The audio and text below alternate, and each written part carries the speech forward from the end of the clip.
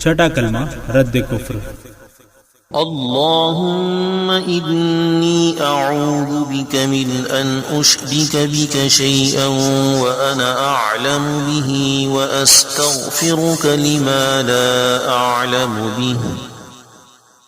تبت عنه وتبرأت من الكفر والشرك والكذب والغيبة والبدعة والنميمة والفواحش والبهتان والمعاصي كلها وأسلمت وأقول لا إله إلا الله محمد رسول الله۔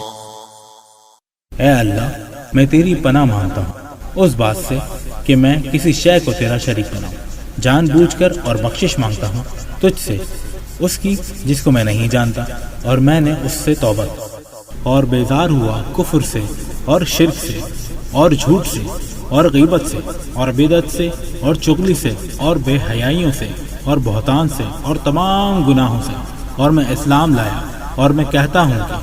اللہ کے سوا کوئی عبادت کے لائق نہیں، محمد صلی اللہ علیہ وسلم اللہ کے رسول ہیں۔